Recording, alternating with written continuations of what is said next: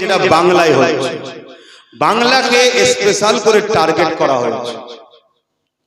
আর এই টার্গেটে বিজেপি হলো প্রকাশ্য দোষী। বিজেপি কি প্রকাশ্য দোষী। আর বিজেপিকে সম্পূর্ণ সহযোগিতা করেছে এক্স মুখ্যমন্ত্রী, রাজ্য সরকার। উদাহরণস্বরূপ অন্যান্য রাজ্যে এসআইআর হচ্ছে, কোন রাজ্যে এসআইআর এর মীমাংসার দায়িত্ব নির্বাচন কমিশন কি হাত থেকে বিচারপতিদের হাতে যায়নি, নির্বাচন কমিশনের হাতেই সব ছিল। প্রায় ৬০-৬৫ লক্ষ লোকের নাম এখনো বাকি আছে, তাদেরকে কাগজপত্র নিয়ে দেখা করতে বলছে। ঠিক তেমন সময় খেয়াল করে দেখুন, সুপ্রিম কোর্টে গিয়ে কোর্ট করে নাটক করে নির্বাচন কমিশনের হাত থেকে তুলে নিয়ে বিচারপতিদের হাতে দিল। কারণ কি? নির্বাচন কমিশনার যাতে ভোটটা ঘোষণা করতে পারে। কারণ নির্বাচন কমিশনের হাতে থাকলে আমরা আন্দোলন করতে পারতাম যে আপনার নাগরিকের ভোটের সমস্যা মিটাই না, আধার কার্ডে ভোটার কার্ডের আপনি ভোট ঘোষণা করলেন তার মানে, কিন্তু তাকে দিয়ে দিল কোথা? বিচারপতির হাতে।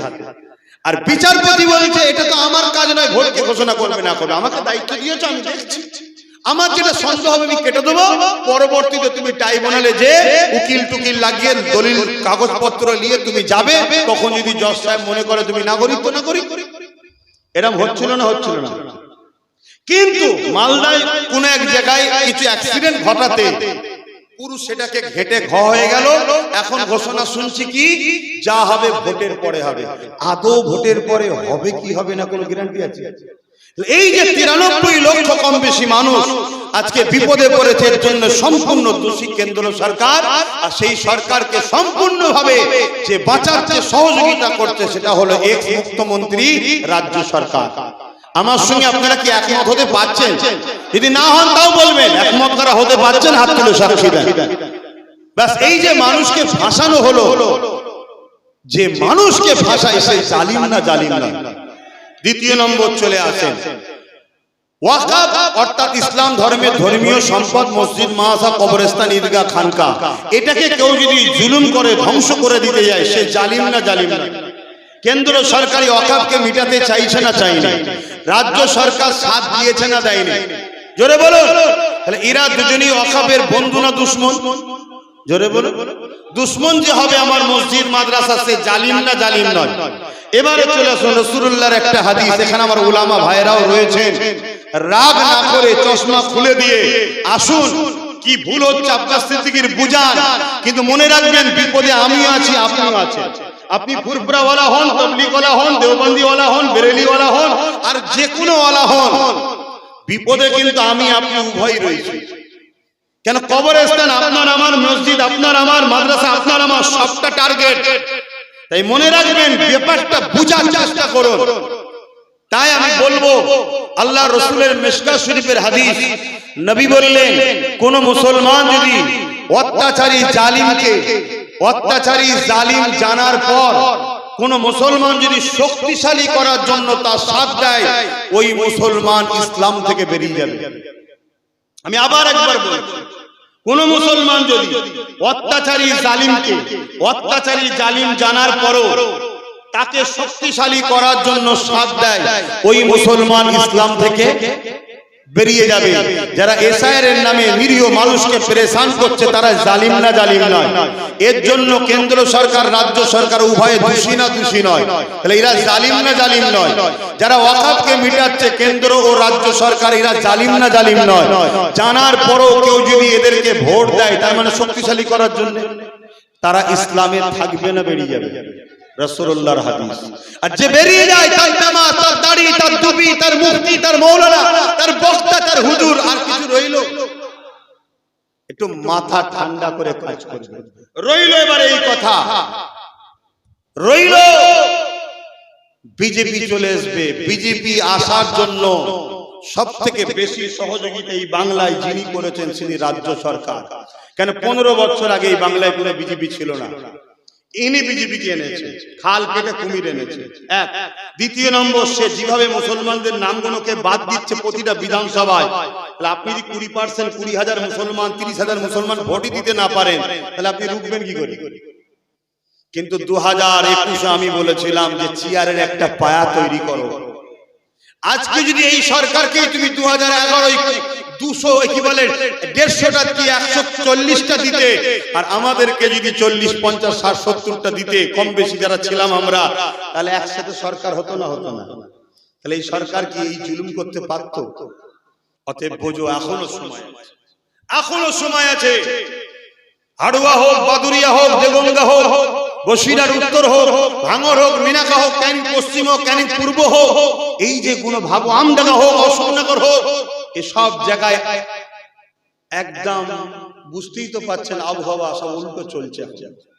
তাহলে এই জায়গায় আপনারা যারা এদিক ওদিক আছেন, আমি বলবো এদিক ওদিক না করে কমসে কম ভাবেন যদি আমাদের হাতে 15-20টা থাকে, তাহলে লড়াই করার একটা জায়গা থাকবে।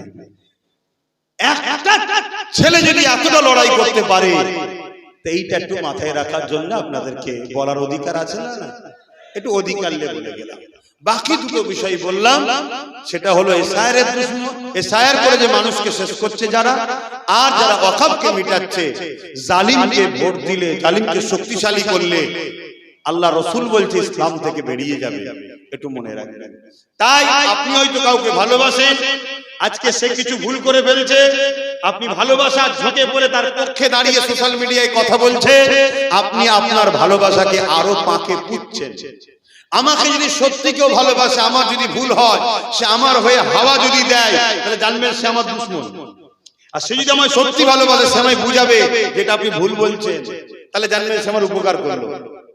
তাহলে আজকে যেভাবে আমার ওয়াকফ, আমার মুসলিম সম্প্রদায়কে বিশেষ করে টার্গেট করা হয়েছে, পাশাপাশি এসসি এসটি ভাইয়েরাও বিপদে, হিন্দু সমাজের বড় একটা অংশ গরিব মানুষ বিপদে, সবটাকে খেয়াল করেই আমাদের চলতে হবে।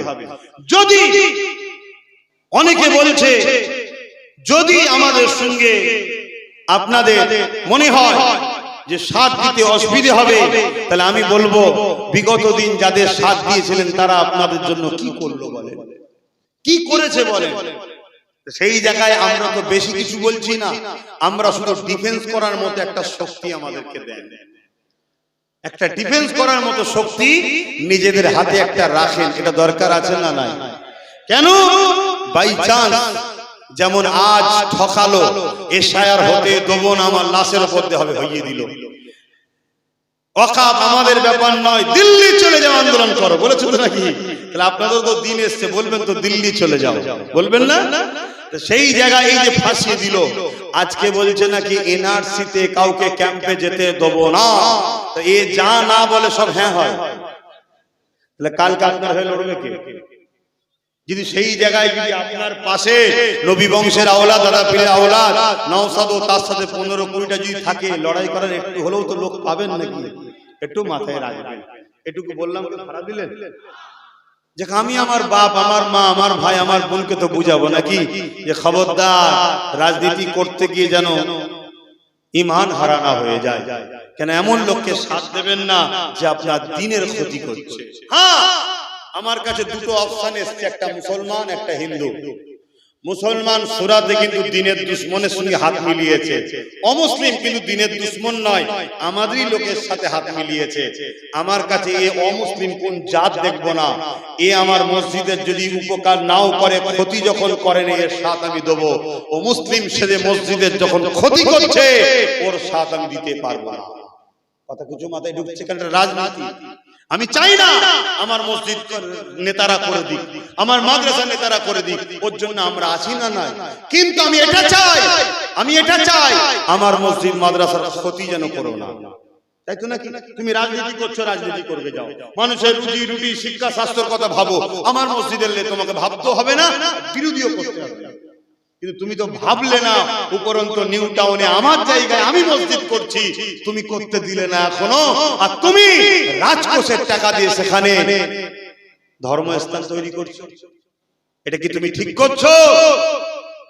তাহলে বলো, তাহলে আজকে আমাদেরকে কোণঠাসা করা হচ্ছে কোন পাওয়ারে? রাজ পাওয়ারে। তাহলে আমাদেরও রাজ পাওয়ার হাতের দরকার আছে না? নাই। আমি হুজুর করিনি, ইমাম করেনি, মুফতি মৌলানা করেনি, কিন্তু আমরা তো ডিরেকশন দেব। এই যুব সমাজ, না আমি পিছনে আছি, না না, যেমন দরগারীপুরি হুজুর তোমার দেগঙ্গা থেকে দাঁড়িয়েছিল, দাদা হুজুরের খলিফা ছিলেন, কথা বুঝে আসছে, দরগাপুরি হুজুর দাঁড়িয়েছিলেন, দাদা হুজুরের খলিফা সম্ভবত নাকি ছিলেন, হ্যাঁ, তিনাকে দাদা হুজুর বাবা মুরিদদের ঘরে বলেছিলেন, বাবা একটু খেয়াল করো, এই তো কথা, দাদা হুজুর করেননি কিন্তু তার তো খলিফা দাঁড়িয়েছে, তা আমি করব না, আমার যুব সমাজ দাঁড়াবে, কথা বুঝে আসছে, আমার ভাইকে ডাইরেক্ট দিয়ে দিয়েছি, যা তুই যা, কেন আমি একটা অন্য জগতে চলে গেছি, তুই যা, কথা বুঝে আসছে না? নাই, মনে রাখবে আমাদের হাতে যার উপরে পাকড় থাকবে, যাকে আমরা ধরতে পারবো, যদি কোনো উপকার হয়, কোনো অসুবিধা হয়, তার দ্বারা আমি তো করে দিতে পারবো, ঠিক তো নাকি? আজকে কোনো লোক বিপদে পড়ে গেলে আমার কাছে আসলে নওশাদ যদি নাও পাই, আমি সঙ্গে সঙ্গে ফোন করে বলি, এই সমস্যাটা হয়েছে দেখে দিবি তো, ও সঙ্গে সঙ্গে দেখে দেয়।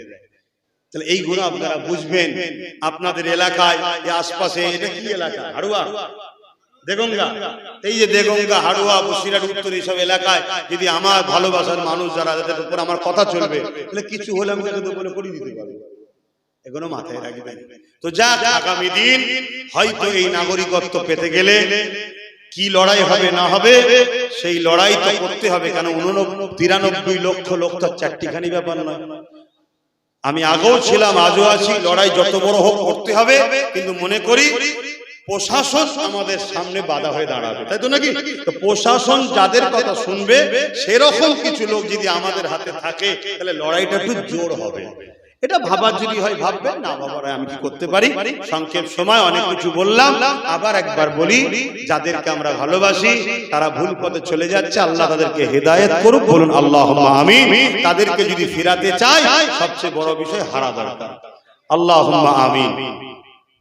আয় আল্লাহ, এই সংক্ষেপ সময় দিনের স্বার্থে, দিনের পক্ষে এবং দিনকে যারা ক্ষতি করছে তাদের থেকে দূরে থাকার লক্ষ্যে কিছু কথা বললাম। আল্লাহ বলা কর্ম যদি কিছু ভুল ভ্রান্তি মাফ করে দিন। আল্লাহ রহমতকে সওয়াব দেন, আমার নূর নবীদের সওয়াবখানা পৌঁছে দেন। হুজুর আব্বাজান আম্মাজান পরিবার, সাহাবা সাহাবিয়া, চার নবী, চার ইমাম হুজুরদের রুহির সওয়াব পৌঁছে দিন। আল্লাহ আমার সন্তানহীন গরিবের নামাজ রূপকে সওয়াব পৌঁছে দিন। আমার দেশের যত আল্লাহর ওলি মাহবুব বান্দা বান্দি প্রত্যেকের রুহির সওয়াব পৌঁছে দিন। তাম বিশ্বে প্রতিটা ইমানদার নরনারীদের জানমাল হেফাজত করুন। আমার দেশের মুমিন মুসলমানদের জানমাল হেফাজত করুন। আল্লাহ তাম পৃথিবীতে যত মানবপ্রেমী মানুষ আছে, বিশেষ করে আমার দেশের হিন্দু, দলিত, আদিবাসী, সাঁওতাল, বাগদি, খ্রিস্টান, মতুয়া, এসসি, এসটি, যারা গরিব, অসহায় এবং মানবপ্রেমী মানুষ আছে, প্রত্যেকের মনে মানব বন্ধন দেন, প্রত্যেকে সুখে শান্তিতে একে অপরে মিলেমিশে থাকার তৌফিক দেন। আমার দেশের সেনাবাহিনী, পুলিশ বাহিনী, বিএসএফ বাহিনী, তাদেরকেও সুস্থ ভালো রাখেন। আয় আল্লাহ, এই এসআইআর চক্রান্ত করে মানুষকে যারা শেষ করছে, আল্লাহ আপনি তাদেরকে ধ্বংস করে দেন। যারা আমার ওয়াকফকে মিটাতে চাইছে, আপনি তাদেরকে মিটিয়ে দেন। আয় আল্লাহ, আমার ভাই নওশাদকে আপনি কামিয়াবি দেন, তার সাথীদেরকে কামিয়াবি দেন। আয় আল্লাহ, রহমত করে দয়া করে আমাদের ওয়াকফকে আপনি হেফাজত করেন। মসজিদ, মাদ্রাসা, কবরস্থান, ঈদগাহ, খানকাকে হেফাজত করেন। আল্লাহ কোরআনের জন্য, দ্বীনের জন্য, হকের জন্য আমাদেরকে কথা বলার তৌফিক দেন। আয় আল্লাহ, দয়া করে, রহমত করে, মেহেরবানি করে, আয় আল্লাহ, আমার দাদা পীর সিলসিলার আলেম উলামা, পীরের আওলাদ যারা আছে সবাইকে মিলেমিশে থাকার তৌফিক দেন। যারা ভুল ভ্রান্তি, খারাপ রাস্তায় চলে যাচ্ছে, আল্লাহ তাদেরকে হেদায়েত দান। আয় আল্লাহ, লোভ লালসা থেকে ফিরিয়ে আনেন। আয় আল্লাহ, খাস করে আমার ভাইকে খারাপ রাস্তা থেকে, ভুল রাস্তা থেকে দূরে থাকার তৌফিক দেবেন, লোভ লালসা থেকে দূরে থাকার তৌফিক দেবেন। আয় আল্লাহ, নওশাদকে আপনি মানুষের জন্য, দেশের জন্য আল্লাহ সেবা করার রাস্তা খুলে দেন। আল্লাহ রহমত করে ভাঙড় থেকে আবার জিতাবেন। আল্লাহ এই আশপাশে যারা তার সাথীরা আছে তাদেরকেও কামিয়াবি দান করবেন। আল্লাহ আল্লাহ